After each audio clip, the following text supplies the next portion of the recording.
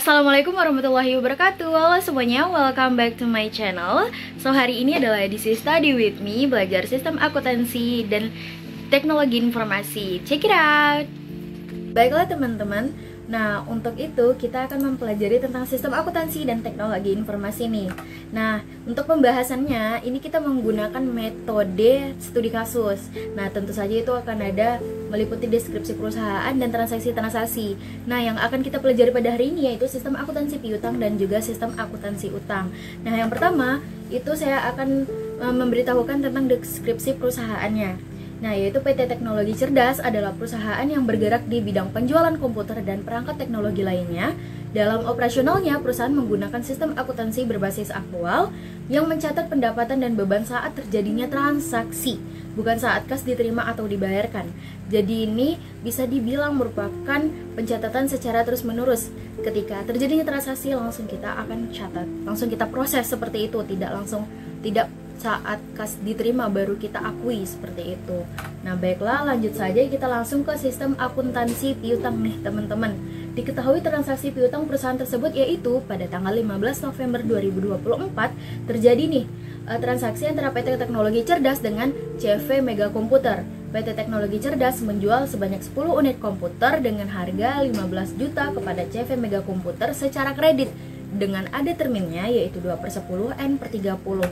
Nah, yang diminta yaitu yang pertama yaitu buatlah bagian alir sistem akuntansi piutang dari perusahaan tersebut. Inilah sistemnya. Jadi dari bagian apa sih ini dimulai gitu penjualan kredit atau sistem akuntansi piutang ini? Dari mana sih ini dimulai gitu? Nah selanjutnya buatlah dokumen-dokumen yang diperlukan oleh perusahaan tersebut berdasarkan sistem akuntansi piutang dan transaksinya.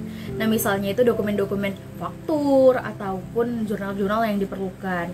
Nah untuk bagian alir itu tentu saja flowchart, itu teman-teman harus tahu kegunaan simbolnya. Oke, baiklah kita lanjut ke soalnya.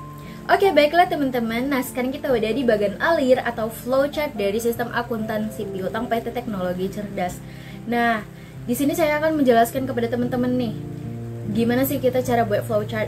Nah, sebelumnya saya ingin merekomendasikan kepada teman-teman khususnya yang tidak tahu nih tentang bagaimana sih pembuatan flowchart, apakah harus di Word, apakah harus di Microsoft Word atau ada aplikasi lain. Nah, ini saya merekomendasi kepada teman-teman itu ada yang namanya draw.io. Jadi di sini itu kita memang fokus untuk membuat yang namanya bagian alir ataupun flowchart. Jadi kita lebih dimudahkan gitu di sini. Nah, untuk tutorialnya mungkin bisa dilihat di TikTok ataupun di YouTube lain seperti itu ya teman-teman. Nah, oke kita lanjut aja ke flowchartnya. Itu dimulai dari bagian order penjualan, tentu saja. Nah, dimulai dari bagian order penjualan. Nah, jadi bagian order penjualan ini menerima pesanan dari pelanggan. Nah, setelah itu barulah kita buat surat order. Nah, membuat surat order pengiriman, setelah itu kita lanjut nih ke surat order pengiriman teman-teman. Kita buat dulu nih dokumennya. Berarti ini kita udah dapat ya. Dokumen yang diperlukan itu surat order pengiriman. Oke, kita langsung buat surat order pengirimannya. Baiklah, di sini kita udah sampai ke format dari surat order pengiriman PT Teknologi Cerdas nih teman-teman. Nah, ini berarti kita sesuaikan dengan transaksi yang terjadi seperti itu. Nah, surat order pengiriman nomornya nomor berapa, tanggalnya tanggal dari transaksi 15 November 2024. Nah, untuk nomor itu biasanya dari perusahaan itu sudah diatur seperti itu teman-teman. Nah, ini kita karena tidak ada datanya dari transaksi, maka kita langsung aja lanjut. PT Teknologi Cerdas nomor 1 kode produk. Nah, tadi kan ada nih kode produknya P05, berarti kita klik P05. Nama produknya komputer. Jumlahnya ada 10. Gudang asalnya. Nah, karena tidak ada keterangan di soal, itu kita asumsikan aja lah, misalnya gudang asalnya itu dari gudang asal nomor 1. Nah, ini misalnya biasanya itu dia berbeda persediaan barang dagang, jenisnya itu berbeda gudang, sehingga berbeda juga pemeliharaannya, karena itu gudangnya itu berbeda-beda seperti itu teman-teman. Nah, untuk catatan itu penjualan. secara kredit. Nah, seperti itu. Tanggal pengiriman, alamat pengiriman, instruksi khusus tidak ada. Tanggal pengiriman misalnya langsung pengiriman pada hari itu juga, 15 November 2024. Alamat pengiriman itu berdasarkan alamat pengiriman, alamat pelanggan seperti itu teman-teman. Nah, itu biasanya dari orderan pelanggan itu ada sekaligus alamat pengirimannya, seperti itu teman-teman. Baiklah, ini untuk surat order pengiriman. Kita lanjut ke flowchart berikutnya. Baiklah, untuk berikutnya yaitu nih, surat order pengirimannya kan akan dirangkap menjadi 6. Nah, kita masuk ke 1, yaitu halaman berbeda terlebih dahulu. Itu masuk ke bagian gudang, surat order pengiriman 1. Nah, ini untuk memproses bahwa gudang itu akan menyiapkan produk dan juga menyerahkan produk bersamaan dengan surat order pengiriman. Nah, dari surat order pengiriman inilah yang nantinya akan menjadi dasar untuk dimasukkan ke kartu gudang gitu teman-teman. Nah, sudah surat order pengiriman satunya akan dikirimkan bersamaan dengan barang ke bagian nomor 4. Nah, sebelum itu kita lakukan dulu nih, bagaimana sih caranya membuat ataupun mengupload kartu gudang seperti itu teman-teman. Baiklah, selanjutnya yaitu kartu gudang. Nah, ini merupakan format dari kartu gudang PT Teknologi Cerdas. Nah, nama barang yaitu komputer. Setelah itu lokasinya, tadi kan kita sudah asumsikan bahwa itu dari gudang nomor 1, berarti gudang 1. Nah, ini baru kita masukkan nih data-data dari persediaan barang dagang yang akan dikeluarkan. Yang pertama nomor 1 tanggal. Nah, tanggalnya itu dari tanggal transaksi 15 November 2024. Seperti itu teman-teman. Setelah itu uraian, misalnya kepada siapa gitu. Kepada siapa berarti CV Mega Komputer.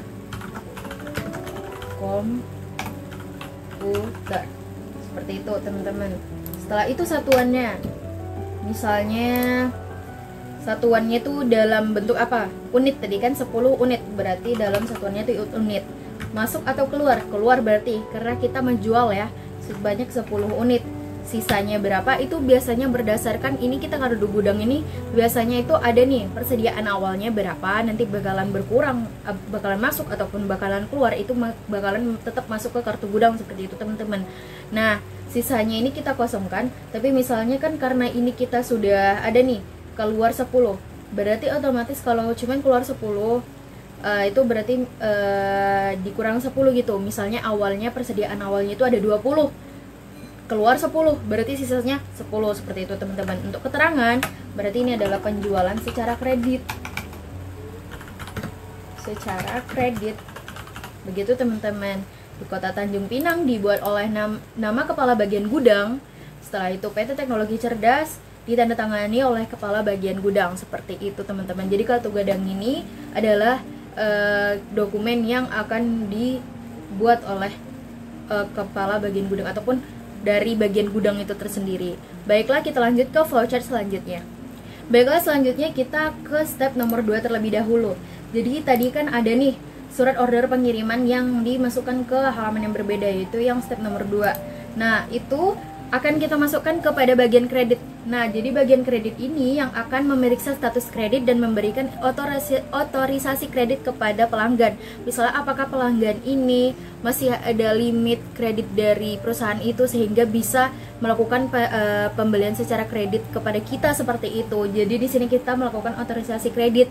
Nah, ini untuk mengurangi adanya ketidakmampuan membayar piutang kita seperti itu teman-teman. Nah, baiklah, kita berarti di sini sudah tahu nih bahwa ada yang namanya dokumen otorisasi kredit. Baiklah, kita lanjut ke dokumennya. Baiklah, ini merupakan format dari dokumen otorisasi kredit di bagian kredit PT Teknologi Cerdas. Nah, pertama yaitu nomor. Nah, untuk nomor ini kita tidak bisa sembarangan karena biasanya itu dia berdasarkan tahun, berdasarkan tanggal, berdasarkan tergantung perusahaan, kebijakan perusahaannya itu sendiri. Jadi ini tidak bisa kita akali karena ini seharusnya ada dari soal, jadi kita skip saja. Yang pertama tanggalnya tentu saja tanggal transaksi. Misalnya ya, ini misalnya dalam 1 hari transaksi itu langsung diproses segala macamnya, seperti itu. Nama pelanggan, berarti nama dari perusahaannya CV Mega Komputer. Nah, alamat pelanggan ini biasanya ada di surat order pengiriman tadi. Nomor pelanggan juga biasanya ada di surat order pengiriman tadi. Nah, informasi penjualan kredit komputer. Nah, itu misalnya kodenya apa? P05. Nah, kita lanjut ke intinya, yaitu data-data dari produknya. Yang pertama nomor 1, kode produk P05 dengan nama produknya yaitu komputer. Jumlahnya ada 10 yang dijual dengan harga per unitnya itu 15 juta. 15 juta. Nah, total harganya berarti 150 juta. Nah, total pembelian berarti 150 juta. Limit kredit pelanggan, misalnya limitnya tuh berapa sih bisa berutang kepada kita, seperti itu. Misalnya itu 200 juta. Nah, ini misalnya dia itu pelanggan baru nih di sini. Berarti kredit yang tersedia itu misalnya dia pada sebelumnya itu dia ada berutang misalnya 15 juta kepada kita. Nah, ini kita asumsikan bahwa CV Mega Komputer ini baru berkredit kepada kita itu baru gitu. Jadi limitnya itu masih tersedianya 200 juta, seperti itu teman-teman. Nah, status otorisasi kredit, karena tadi kredit yang tersedia itu masih memenuhi, karena kan total pembelian 150, berarti masih sisa kredit yang tersedianya 50 juta. Jika setelah dari otorisasi kredit ini, maka biasanya dari bagian kredit itu akan disetujui. Nah, ini biasanya berdasarkan pertimbangan, tidak semudah ini ya teman-teman. Baiklah, kita sempangkan.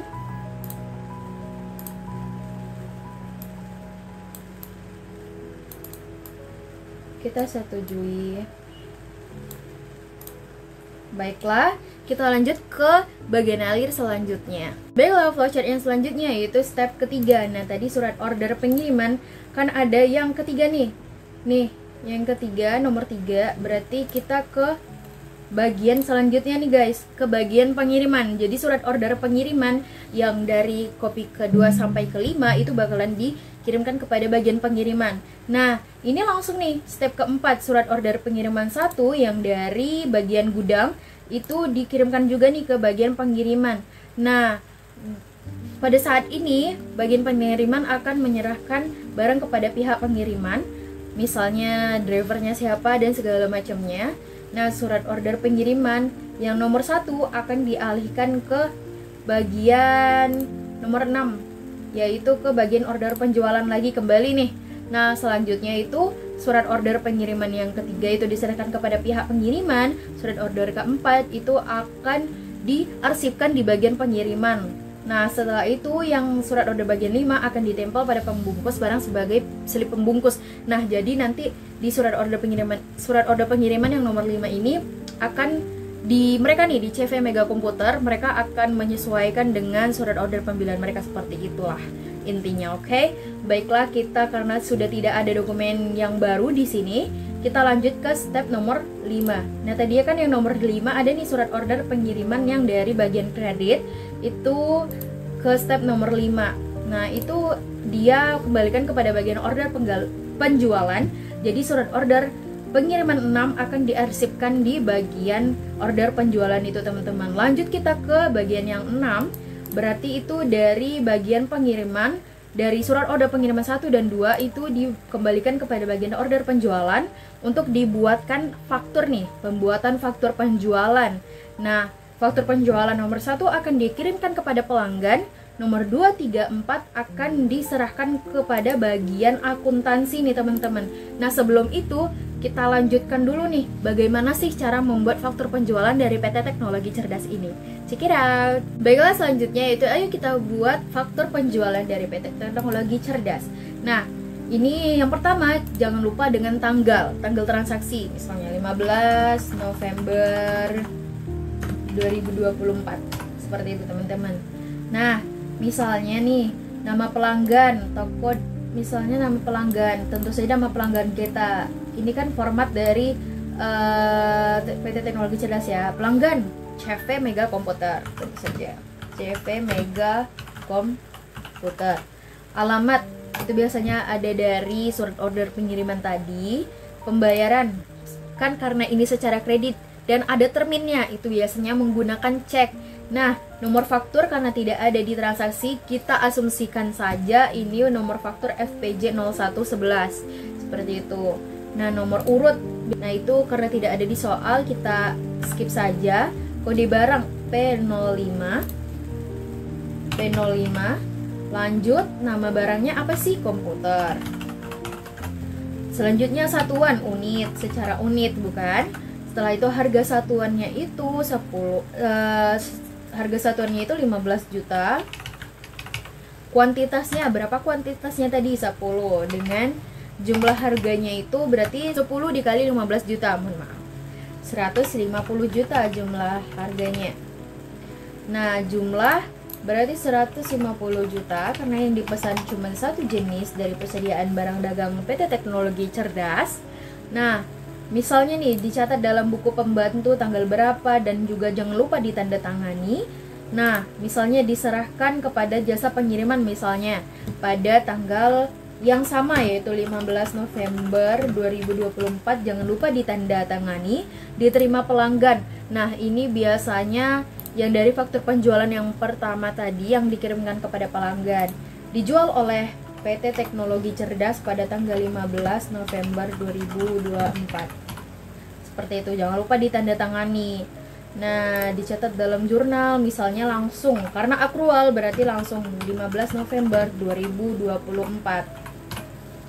Dicatat dalam buku pembantu, karena kita tadi sama 15 November 2024 karena berdasarkan accrual basis. Jangan lupa semuanya ditandatangani. Nah, untuk diterima pelanggan tanggalnya itu biasanya pada saat barang itu diterima di pelanggan baru akan dicatat nih diterima pelanggannya pada tanggal berapa dan ditandatangani oleh si penerima barang dagang yang kita kirimkan itu. Seperti itu teman-teman. Baiklah teman-teman, selanjutnya yaitu step yang ke-8, ke-7 dan 8.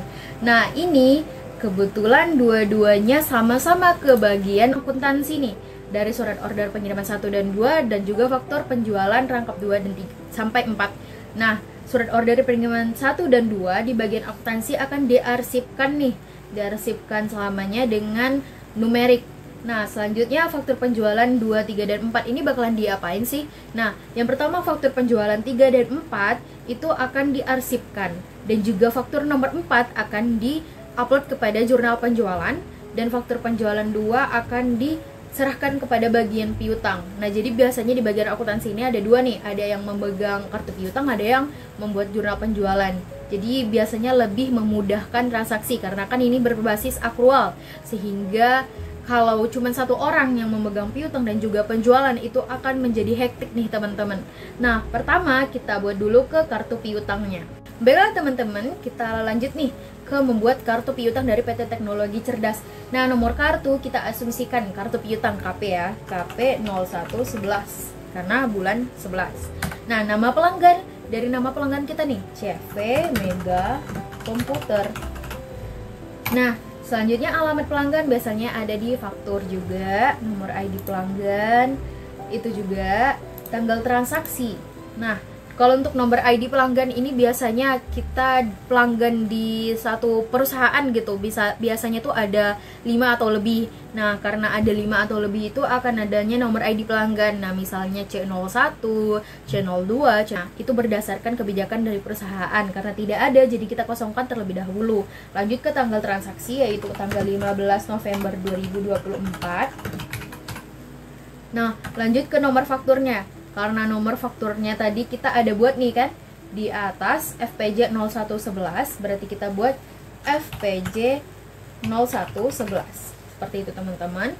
Lanjut keterangannya, penjualan secara kredit. Debit. Kita menambah piutang ya. Berarti debitnya itu tadi jumlah dari faktur 150 juta. Berarti debitnya 150 juta. Berarti saldonya bertambah sebanyak 150 juta. Karena saldo normal piutang itu adalah debit, seperti itu teman-teman. Baiklah, kita lanjut ke flowchartnya. Baiklah teman-teman, ini merupakan bagian alir yang terakhir atau step yang terakhir, yaitu memasukkan ke jurnal penjualan. Setelah itu akan diarsipkan nih semua dokumen-dokumen fakturnya. Setelah itu selesai deh dari step untuk piutang ini. Nah selanjutnya itu ayo kita buat dokumen jurnal penjualan. Check it out. Nah selanjutnya yaitu jurnal penjualan PT Teknologi Cerdas, jurnal penjualan periode November tahun 2024, karena ini transaksinya pada bulan November tahun 2024. Selanjutnya tanggal nih, misalnya berarti ini langsung November 2024, sesuai transaksi tanggal 15 November. Nomor buktinya, nah itu tadi berdasarkan dari faktur tadi FPJ 0111. Keterangannya yaitu siapa sih pelanggan kita yang melakukan piutang. Nah itu CV Mega Komputer. Nah refnya itu dikosongkan karena ini biasanya untuk diupload ke buku besar itu bakalan dicentang jika sudah selesai diupload di buku besar. Lanjut, debit piutang dagangnya sebanyak 150 juta. Jadi ini harga atau jumlah harga dari piutangnya. Penjualan 150 juta. Oke, baiklah, itu saja untuk sistem akuntansi piutang. Udah sampai ke jurnal penjualan dan bagian alirnya juga selesai. Kita lanjut ke sistem akuntansi utang. Check it out. Oke, baiklah teman-teman, selanjutnya itu sistem akuntansi utang. Sistem akuntansi utang nih, transaksi utang perusahaan tersebut, yaitu yang pertama pada tanggal 2 November 2024 PT Teknologi Cerdas membeli 10 unit dengan harga 12 juta, 10 unit komputer dengan kode P05 sama seperti sebelumnya di piutang dari PT Hardware Nusantara secara kredit dengan termin 2/15 M/30. Baiklah, yang diminta yang pertama sama seperti sebelumnya, buatlah bagian alir sistem akuntansi utang dan juga dokumen-dokumen yang diperlukan. Baiklah, langsung saja kita ke bagian alir atau flowchart dari sistem akuntansi utang PT Teknologi Cerdas. Check it out. Baiklah teman-teman, ini merupakan flowchart dari sistem akuntansi utang PT Teknologi Cerdas nih teman-teman. Nah tentu saja itu dimulai dari bagian gudang yang mengecek bahwa persediaan barang dagang itu sudah minimum nih teman-teman. Jadi itu kita harus membeli yang namanya persediaan barang dagang kembali. Nah karena itu dimulai dari bagian gudang, membuat surat permintaan pembelian, barulah dicetak nih surat permintaan pembelian. Ada 2 rangkap. Nah itu akan ke bagian yang lain nih, ke halaman selanjutnya yang nomor 1. Namun sebelum itu marilah kita membuat surat permintaan pembelian dari PT Teknologi Cerdas, khususnya di bagian gudang ini. Check it out. Baiklah teman-teman, selanjutnya yaitu ayo kita membuat surat permintaan pembelian dari bagian gudang kepada bagian pembelian nih teman-teman. Nomor surat itu kita tidak bisa asumsikan secara sembarangan karena ini tergantung dengan kebijakan perusahaan masing-masing dan juga surat masuk dan surat keluarnya. Nah selanjutnya tanggal, kita langsung saja nih tanggal dari transaksi tanggal 2 November 2024 kepada yang terhormat bagian pembelian PT Teknologi Cerdas. Dengan hormat kami yang bertanda tangan di bawah ini memohon kepada bagian pembelian untuk membeli barang-barang berikut. Nah yang pertama yaitu nomor 1, nama barang apa sih yang akan kita pesan, yaitu komputer. Spesifikasi, karena tidak ada keterangan maka kita pakai kode dari komputernya yaitu P05. Karena biasanya mereka memiliki data spesifikasi dari komputer dengan kode P05 ini, spesifikasinya apa sih, seperti itu. Nah dengan jumlah 10 unit sesuai yang telah kita ingin pesan. Keterangannya berarti pembelian persediaan barang dagang. Seperti itu teman-teman. Baiklah, kita lanjut ke flowchartnya. Baiklah teman-teman, kita lanjut di flowchartnya. Nah tadi kan surat permintaan pembelian itu akan kita ajukan kepada bagian pembelian. Nah untuk surat permintaan pembelian yang kedua itu akan kita arsipkan nih, diarsipkan di bagian gudang tentu saja. Nah selanjutnya kita ke bagian pembelian nih teman-teman. Surat permintaan pembelian tadi itu akan dibuat surat order pembelian nih oleh bagian pembelian teman-teman. Nah akan dijadikan 4 rangkap. Nah yang surat order pembelian pertama dan kedua akan dikirim kepada pemasok. Nah Yang ketiga itu akan lanjut ke yang kedua, halaman berikutnya. Keempat juga, surat order pembelian keempat juga akan ke berikutnya, bagian berikutnya. Nah, setelah membuat surat order pembelian ini, surat permintaan pembelian akan diarsipkan sementara nih di bagian pembelian. Seperti itu teman-teman. Baiklah, kita lanjut ke membuat surat order pembelian dari transaksi ini. Baiklah teman-teman, selanjutnya yaitu kita membuat surat order pembelian. Nah, baiklah, kita membuat surat order pembelian. Lanjut kita ke tanggal transaksi, berarti tanggal 2 November 2024 kepada yang terhormat. Nah, ini kepada yang terhormat ini kita berdasarkan kepada siapa sih kita memesan. Nah, ini kita memesannya kepada PT Hardware Nusantara. Sesuai dengan soal ya. Nusantara. Maaf. Nusantara, dengan hormat berdasarkan kebutuhan kami memesan barang sebagai berikut. Nomor 1, karena kita cuma pesan berarti cuma nomor 1. Nama barang, komputer.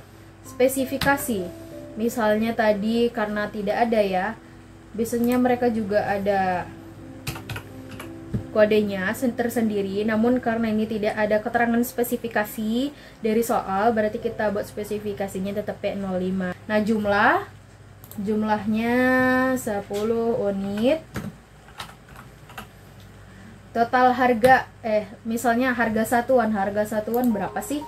Harga satuannya itu 12 juta. Berarti total harganya itu 120 juta. 10 unit dikali 12 juta.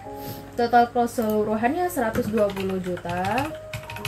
Metode pembayaran, karena tadi ada termin, berarti metode pembayarannya adalah cek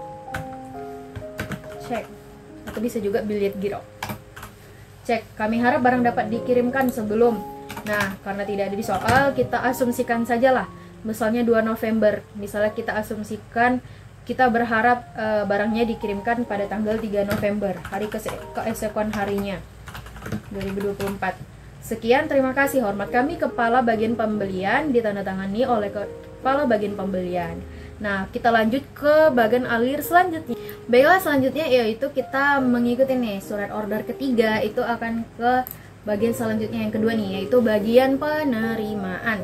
Nah, bagian penerimaan inilah nanti akan mendapatkan dari pemasok, yaitu surat jalan. Menerima barang dari pemasok yang disertai dengan surat jalan. Nah, setelah itu dapat nih surat order pembelian dari bagian pembelian tadi. Nah, ini untuk mencocokkan dan memeriksa barang yang diterima dengan barang yang dipesan apakah sama atau tidak. Nah, setelah itu barulah membuat laporan penerimaan barang. Itu akan dijadiin 3 rangkap. Nah, untuk yang rangkap ketiga itu akan dijadikan arsip di bagian penerimaan ini. Nah, selanjutnya laporan penerimaan barang akan diserahkan ke bagian lain lagi, dan yang kedua juga diserahkan kepada bagian gudang bersamaan dengan barang. Nah, baiklah, sebelum itu saya akan membuat contoh nih, misalnya surat jalan dari pemasok itu seperti apa sih, dan juga membuat yang namanya laporan penerimaan barang. Baiklah, selanjutnya yaitu contoh surat jalan. Ini biasanya dilakukan dan juga dibuat oleh pemasok, tapi cobalah contohnya saja ya. Berarti ini PT dari PT Hardware, bukan dari kita karena PT Hardware lah yang membuat, dari pemasok ya.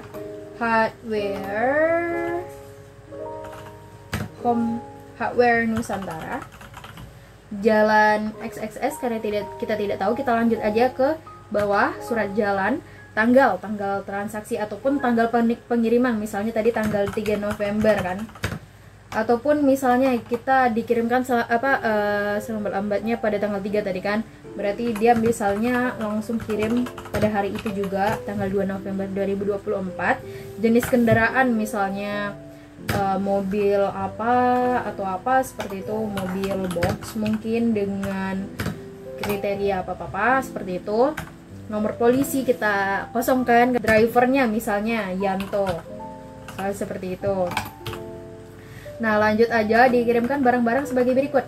Nah, ini 1, misalnya nama barang komputer, kuantitas ada 10 unit.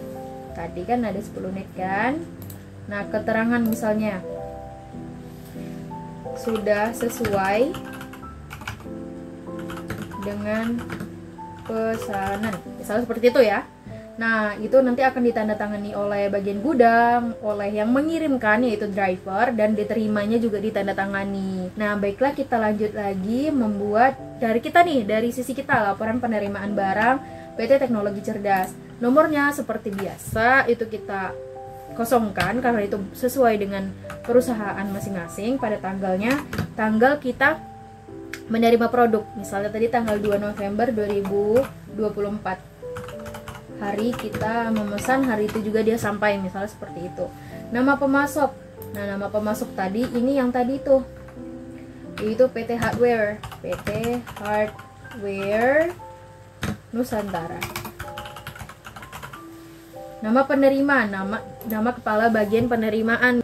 Nah, lanjut nomor untuk spesifikasi barangnya, ataupun ini apa sih yang kita terima pada hari ini. Misalnya nomor 1, nama barang komputer. Spesifikasi seperti biasa, karena tidak ada keterangan lebih lanjut, berarti kita lanjut saja P05. Jumlah pesanan tadi ada 10 unit. Jumlah diterimanya juga 10 unit. Berarti keterangannya sesuai atau tidak? Berarti karena sudah sesuai, berarti kita ketik sesuai. Diterima oleh kepala bagian penerimaan, nama kepala bagian penerimaan, seperti itu. Nanti ini akan disetujui oleh kepala bagian penerimaan. Begitu teman-teman. Baiklah, kita lanjut ke bagian selanjutnya. Baiklah, selanjutnya yaitu step selanjutnya nih guys.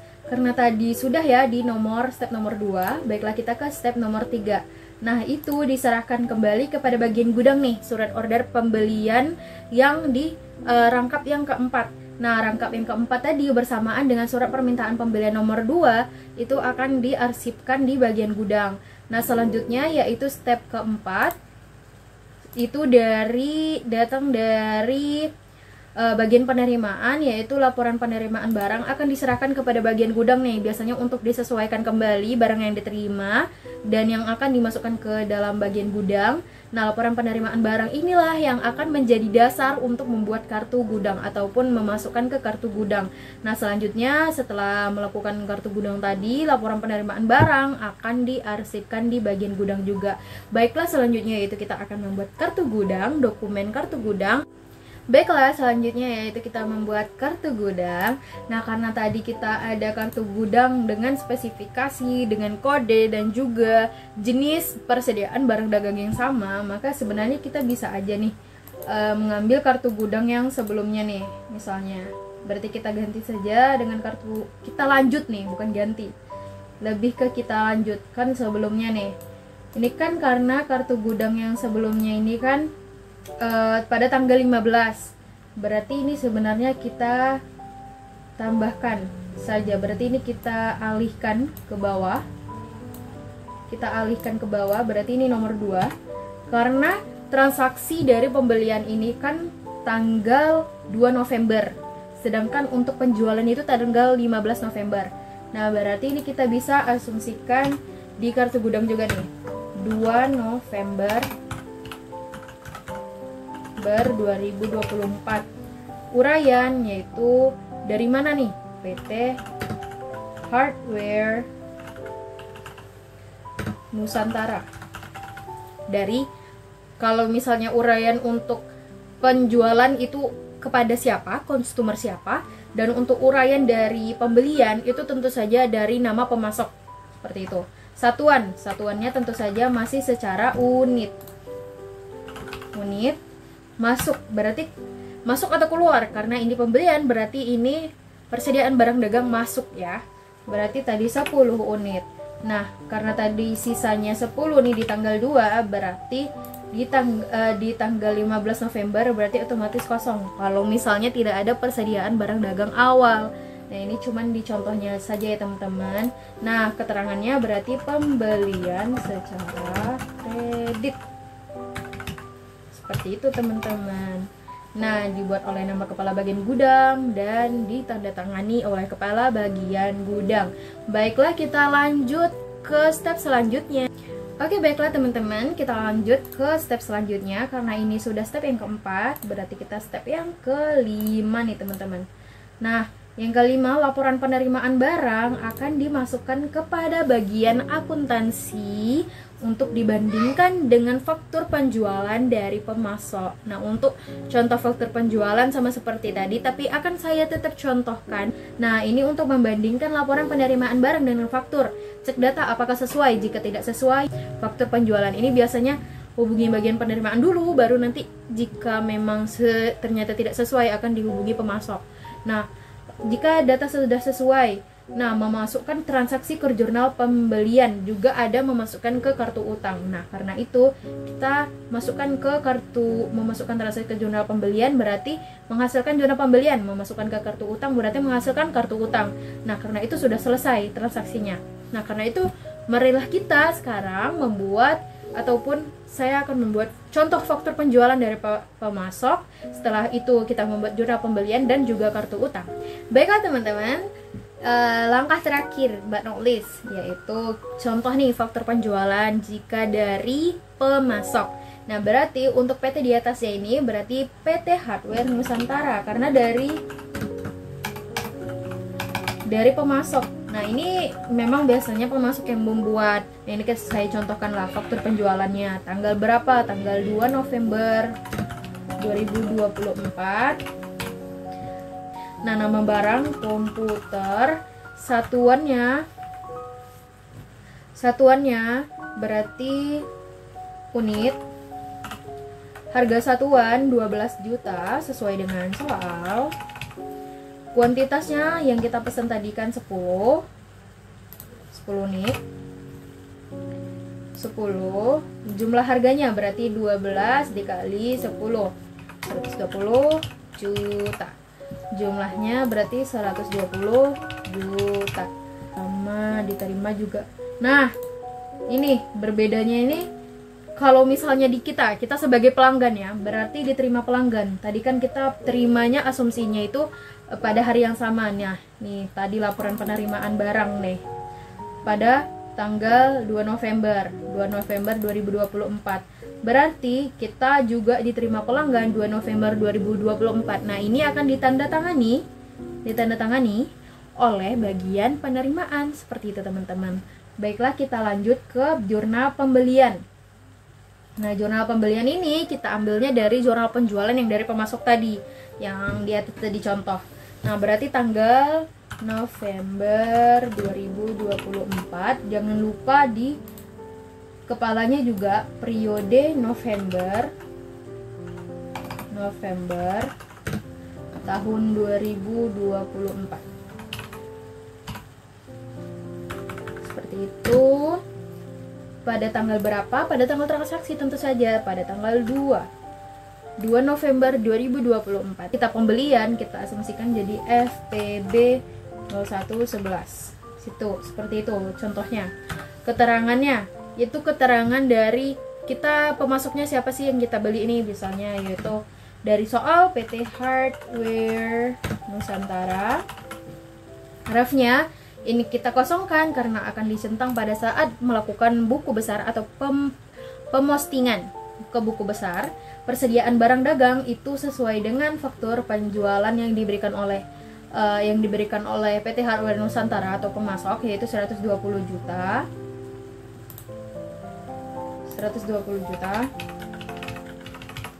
Dan utang dagangnya juga 120 juta. Nah, ini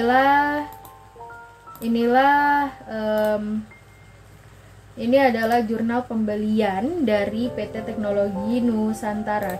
Baiklah, lanjut ke kartu utang nih. Terakhir nih guys, kartu utang dari PT Teknologi Cerdas. Nah, kartu utang, nama kreditur. Nama kreditur nih teman-teman. Nama kreditur berarti nama dari pemasok. Kita berutang kepada siapa sih? Nah, itu berarti PT Hardware Nusantara. Alamat kreditur. Nah, itu biasanya ada nih kita data dari pemasok kita tuh siapa aja nih, biasanya ada alamatnya. Karena tidak ada di soal berarti kita kita skip saja. Nomor ID kreditur juga biasanya sama seperti pelanggan tadi. Baiklah, kita lanjut ke perincian dari kartu utangnya. Tanggal transaksi berarti tanggal 2 November 2024 sesuai dengan transaksi. Nomor fakturnya tadi kita melihat dari nomor bukti nih, berarti FPB 0111. Baiklah, untuk keterangan itu berarti pembelian barang dagang secara kredit. Kreditnya 120 juta, debitnya kosong. Dikarenakan kita kan ada penambahan utang nih teman-teman, berarti saldonya bertambah 120 juta. Karena saldo normal dari utang yaitu di kredit. Seperti itu teman-teman.